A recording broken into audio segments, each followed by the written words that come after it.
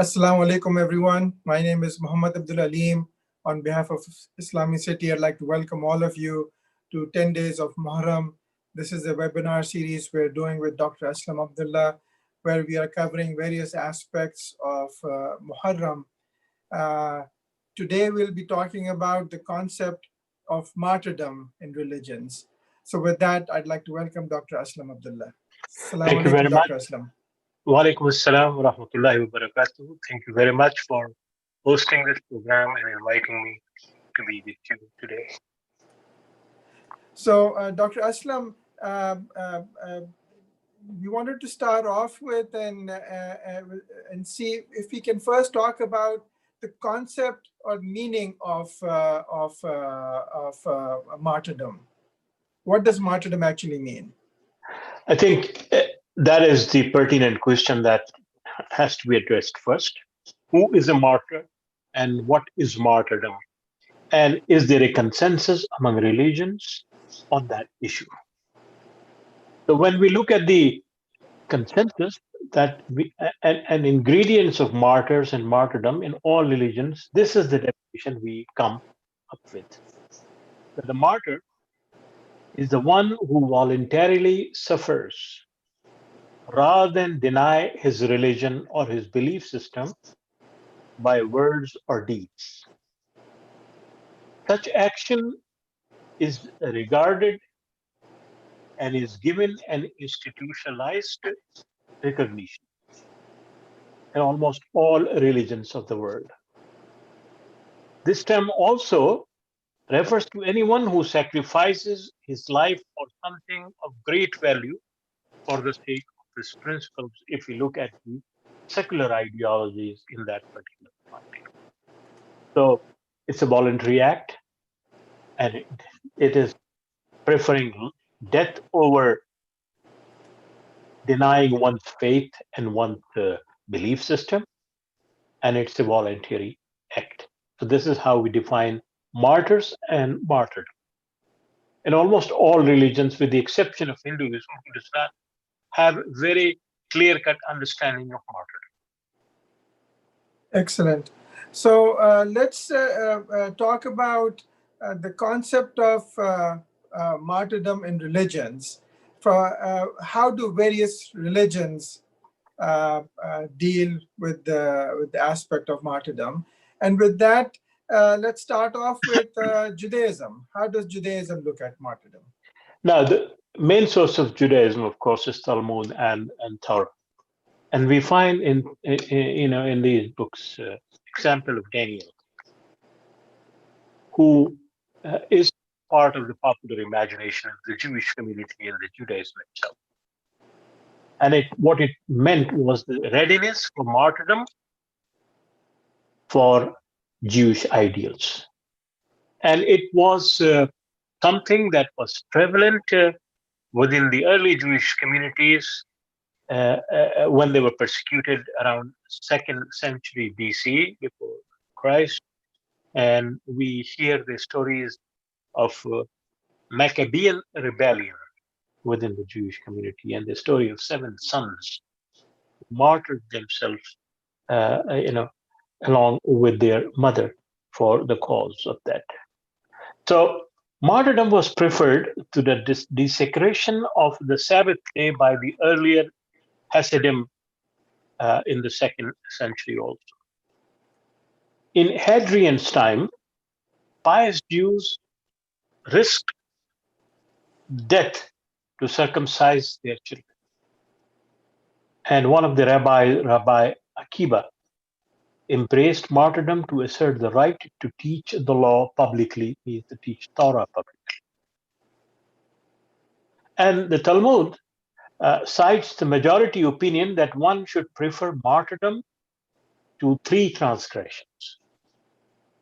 That when idolatry is practiced, then you should oppose it, and in that case, if your life goes away, be it. The second is sexual immorality, and the third is murder or violence in that sense. Now, Midrash, which is the commentary on the Jewish holy text, contains that what is probably the oldest Jewish martyrology, that is the history of the martyrs, list 10 martyrs. And I don't have to go with the names of those people. And the same thing was repeated in uh, certain things, and their memory is repeated during the Yom Kippur service also. During the European persecution of the later day Middle Ages, chronological registers of martyrs were drawn up for use in synagogues commemorating services. So that was the importance of martyrdom in Judaism. In 1296, one Isaac bin Samuel began to collect these in the form of a book that was published in 1898, covering the years 1096 to 1349, all those martyrs who had died for Jewish ideas. In a sense, Jewish life is nearly continuous training in martyrdom. Martyrs are honored and they are called as kedoshim, meaning the holy ones. One Rabbi Zalman of Leydig, founder of Chabad Hasidism, considered the spirit of martyrdom to be the distinguishing quality of the Jewish people. So that much is the importance of martyrdom. And then Jews believe that the deliberate execution of the estimated 6 million Jews by the Nazis during the World War II dwarfed all previous ordeals of martyrdom. In current Jewish literature, the victims are regarded as martyrs since they died for the sole reason of being Jews. And one can look at that description in Israel in the library of Yad Vashem, which has the extant records of Holocaust people. So this is what the Jewish people believe, that if you see murder, if you see moral, uh, sexual immorality, and if you see idolatry, then be prepared to die. And that is called martyrdom and those who die in that cause are martyrs. Yes. So then now, as we are discussing this this martyrdom from the perspective of various religions, maybe we'll just take a step back and say, should we talk about why should we look at martyrdom from different religions? Before you continue, we're going to look at Christianity. But before we do that, should we look at what's the importance of this discussion? Why are we looking at martyrs in different religions? I think there is a fundamental common ground among all religions, that even though the life is important and significant and sacred, but the purpose of life is more important than life in certain circumstances. The difference is in those circumstances. The difference is not in the principle itself.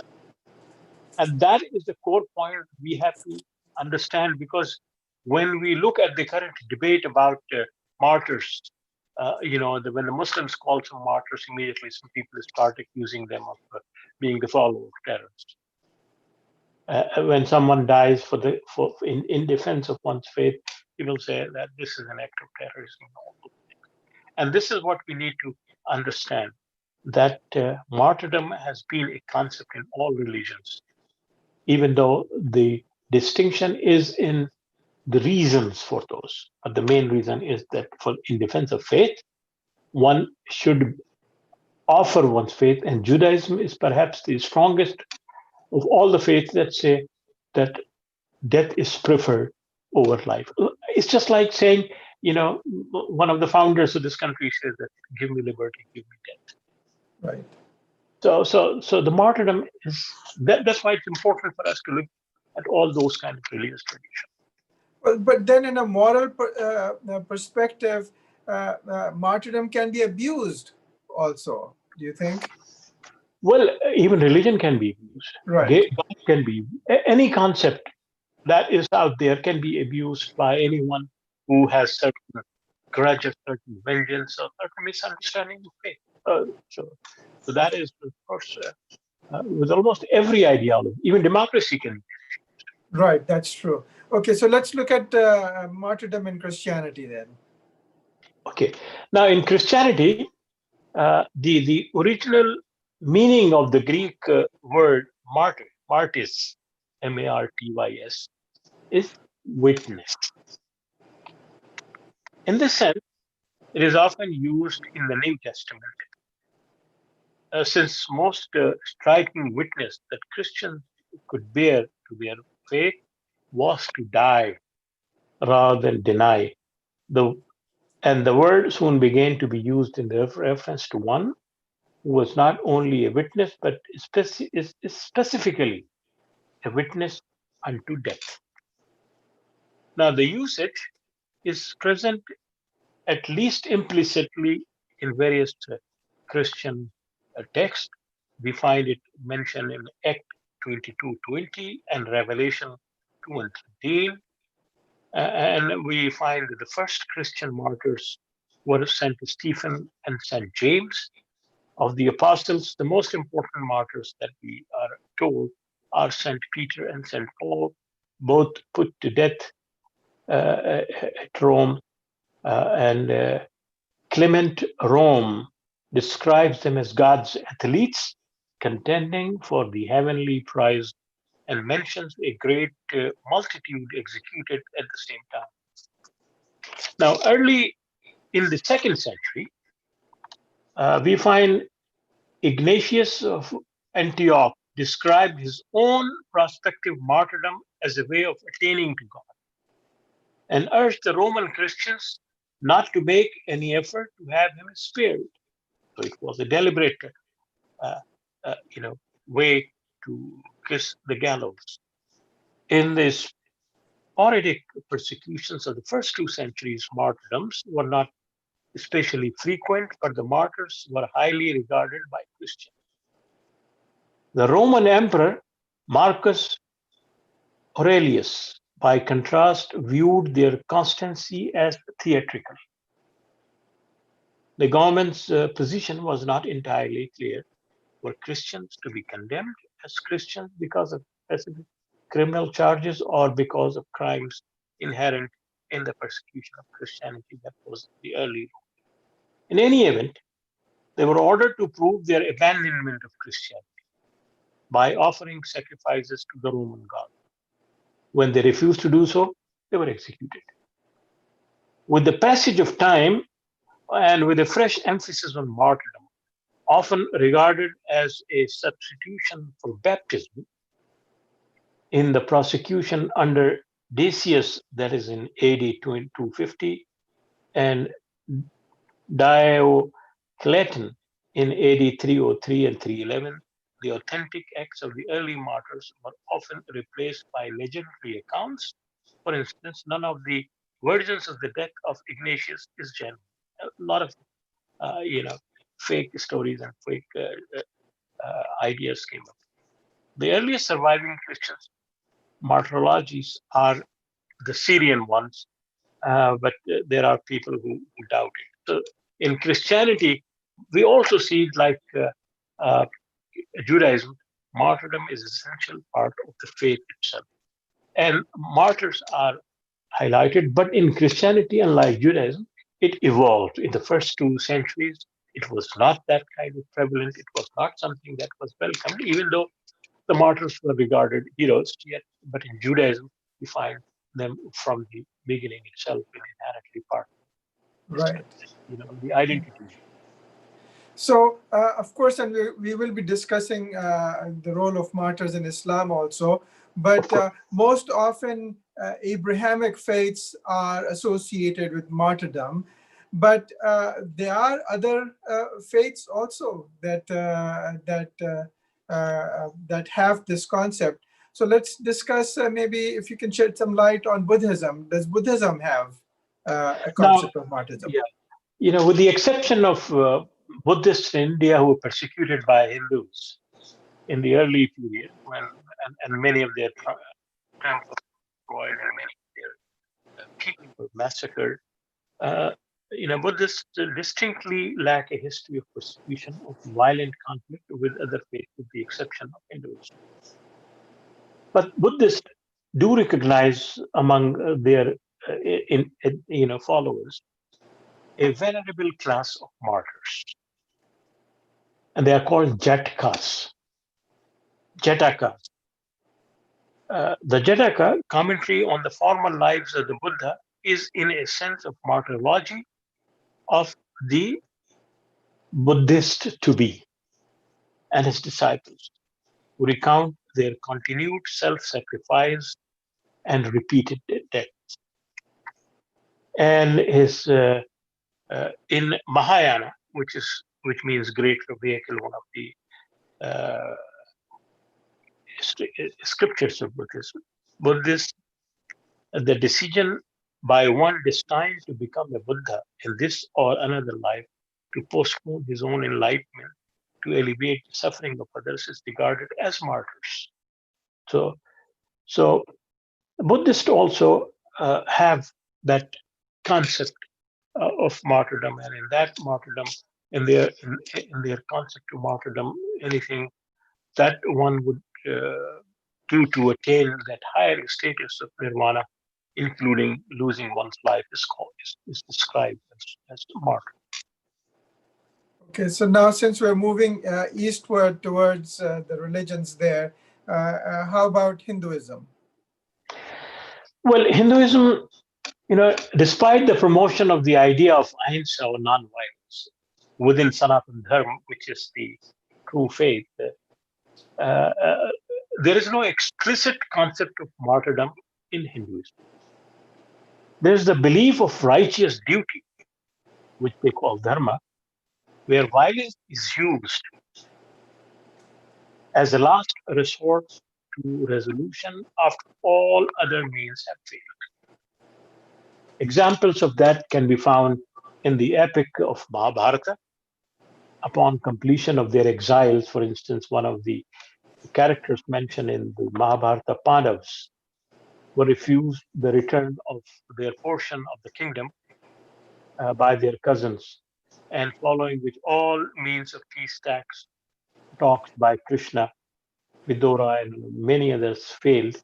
During the Great War, which commended where one of the mightiest Hindu character, Arjuna, was brought down with doubts, attachment, sorrow, and fear. And this is where Krishna instructs him how to carry out his duty as a righteous warrior and fight. And if death be the destiny, then be it. So, even though they do not mention about the concept of martyrdom as a noble concept, but they mention defending religion, defending one's right a, a, as a reason to initiate wars, and if death comes, then be it. So in other way, not directly but indirectly, the concept of martyrdom is also found within this faith. So then let's also talk about in Sikhism the concept of martyrdom. Now, Sikhism, uses the Punjabi language to basically explain its concept. And the word they use for martyrdom is shahadat, which is also an Arabic word. And it is a fundamental concept in Sikhism. And it represents an important institution of the faith. The Sikh gurus and the Sikhs that followed them are some of the greatest examples of martyrs within that community who fought against Mughal dynasty, who talked against the British, and who talked against the Hindu rulers also. And there are names. They also offered non-violent resistance, and of course, they were killed Uh, and they say they believe in ibadat shahadat from love, ibadat se shahadat from worship, from love to martyrdom. And some of the famous martyrs of Sikhs are Guru Arjan, Guru Tegh Bahadur, Bhai Dayala, Bhai Mati Das, Bhai Sati Das, and Sahibzada Ajit Singh, and many others. So they also have this martyrdom as a core principle of their faith. Excellent. Well, that's a very illuminating piece of information that the Sikhs are actually taking the concepts from Islamic terminology, shahadat and so on, And Ibadat, and, yes. and ibadat also. Yes, absolutely. Okay. So now, next religion, I think maybe a lot of people may not associate Baha'ism with martyrs, but would you like to share some information from the perspective of Baha'ism? Now, in the Baha'i faith, martyrs are those who sacrifice their lives serving humanity in the name of God. And Baha'u'llah, the founder of Baha'i faith, somehow discouraged the literal meaning of sacrificing one's life. So they talk about sacrifice, but they hesitate in terms of sacrificing the life. Instead, he explained that martyrdom is devoting oneself to serving the humanity. So here we find a difference. In other religions, like Christianity, Judaism, and Buddhism, as well as call Hinduism, giving life is part of that process of martyrdom. But here, serving humanity, sacrificing one's own comfort in one way, but not giving life. So that is the difference between Baha'i faith and others. Okay. And then let's discuss also, of course, we won't have time to discuss all the religions, so we're just kind of having a summary of some of the major faiths. So, what about in Eastern philosophies, Chinese philosophies like Taoism or Confucianism? Is there a concept of martyrdom there? Yes, I mean, in the Chinese traditions, especially also in modern China, we find in Tong Mingut and Kuomintang, we find that who died fighting against the Qing dynasty in the Shanghai Revolution and throughout the Republic of China period, furthering the cause of revolution. They are called martyrs. I mean, Taoism and Confucianism, and of course Buddhism, which at certain point in time, you know, uh, promoted the idea that yes, life can be put at risk defending one's faith and one's ideas. And in modern China, which of course would also lead us to other ideologies also, they have this concept of giving life to others in defending one's own culture, one's own religion. Okay. So, we've talked about religions, but how about in secular ideologies? A concept of there is a concept of sacrifice we see in wars and so on. Whether it is in World War where we had the Japanese suicide missions, or even in the Allied forces, people went and did. Sacrifice themselves. So are they considered martyrs also in a secular concept? Interestingly, in the 19th, 18th century, and the 20th century Europe, we find several secular uh, movements emerging who were confronting the Christian orthodoxy and Christian, papacy, and many of them achieved the status of martyrs. Many of them gave their lives in defense of their ideas. Then we also find in revolutionary movements, in political movements, in independence movements that were not primarily for a particular religion, that were not primarily for a particular kind of faith, but still we find, for instance, Che Guevara, you know, who, who offered his life, who was martyred, and also we find it in various other places in Vietnam, you know. Where the Viet Congs and offered their lives when they were defending their freedom against the Americans and all those things, even though they were not religious people, they were people who believed in communist ideology. So we find, you know, uh, those things, and that's why it's important us to go back to the first thing that we started with, that almost everyone, with the exception of the Baha'i faith,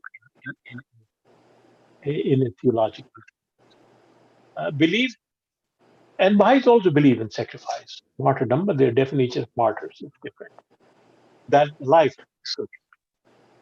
But when it comes to defend the purpose of life, then the life can be sacrificed voluntarily. Now, the religions have differences over those things, and those differences will become clear when we talk about Islam in general. Okay. So now let's talk about the concept of martyrdom in Islam.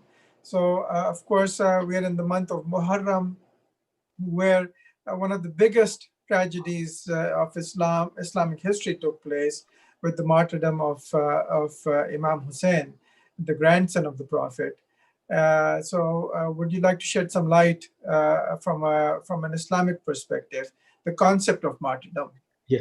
Interestingly, the Islamic designation Shaheed is equivalent also, or Shahid is equivalent also to, and in a sense, derivative of the Christian concept of martyr. And the full sense of witness unto death, even though it does not appear in the Quran, it appears in the Hadith, but it is that kind of concept that life can be offered, but with a difference. While Christianity, it is for the Christian belief. In Judaism, it is for the honor of Jews. But in the case of Islam, we find something very interesting. We will see as one of the verses of the Quran, وَمَا لَكُمْ لَا تُقَاتِلُونَ فِي سَبِيلِ اللَّهِ وَالْمُسْتَضْعَفِينَ مِنَ الرِّجَالِ وَالنِّسَاءِ وَالْوِلْدَانِ الَّذِينَ يَقُولُونَ رَبَّنَا أَخْرِجْنَا مِنْ هَذِهِ الْقَرْيَةِ. That the life can be offered in defense of the weak, in defense of the persecuted, regardless of the religion, regardless of the faith. So that is one of the dominant concept in Islam, and we find that concept quite explicitly explained in the Hadith literature. Now, while the status accorded by martyrdom, whether or not martyr is exempt from certain ritual burials, have been debated among Muslims, it is generally agreed that the rank of a shaheed comprises two groups of the faithful. Those who are killed in jihad, means in actual fight of defending their faith, and those who died in a pitiable manner, like childbirth in a strange land, like plagues, like an accidental death. And among the Shias, and as well as Sunnis also, the martyr par excellence is Hussein ibn Ali, whose death at the hand of the Umayyad dynasty's ruler is commemorated, as we noticed, in the first 10 days of the month of Muharram. Now, Allah subhanahu wa ta'ala mentioned the martyrdom in several places in the Quran, and I think if I ask you to display one of the verses of the Quran, probably that would be better. Sure, I can recite Yes, please, these please. verses. Play the recitation. Yes, please. الذين قالوا لإخوانهم وقعدوا لو أطاعونا ما قتلوا قل فادرءوا عن أنفسكم الموت إن كنتم صادقين. Those who, while they sat at home, said of their brethren who were fighting for the cause of Allah, if they had been guided by us, they would not have been slain. Say unto them, O Muhammad, then avert death from yourselves, if ye are truthful.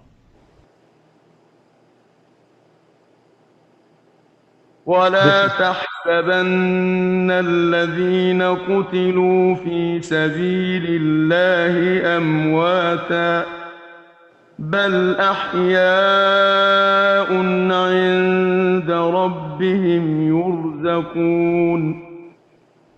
Think not of those who are slain in the way of Allah as dead. Nay, they are living. With their Lord they have provision. فرحين بما آتاهم الله من فضله ويستبشرون بالذين لم يلحقوا بهم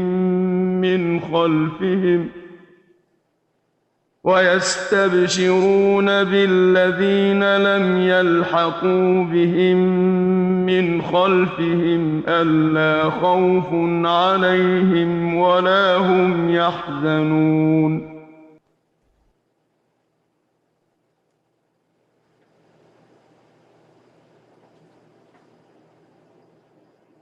Yeah, sorry, I stopped that Yes. before that translation. They rejoice because of favor from Allah and kindness, and that Allah wasted not the wage of the believers. Yes. Could you also please play, from Surah At-Tawbah, verse 111 from 9? Yes, please. إن الله اشترى من المؤمنين أنفسهم وأموالهم بأن لهم الجنة يقاتلون في سبيل الله فيقتلون ويقتلون وعدا عليه حقا في التوراة والإنجيل والقرآن ومن أوفى بعهده من الله فاستبشروا ببيعكم الذي بايعتم به وذلك هو الفوز العظيم. Lo, Allah hath bought from the believers their lives and their wealth, because the garden will be theirs. They shall fight in the way of Allah, and shall slay and be slain. It is a promise which is binding on him in the Torah and the Gospel and the Quran. Who fulfilleth the covenant better than Allah? Rejoice then in your bargain that ye have made, for that is the supreme triumph. Now, what is very interesting, if you look at these two verses of the Quran in chapter 9 and also in chapter 3, Surah Al Imran, you find that the martyrs are given a special status and special relations with God Almighty. But there is something very unique in this description.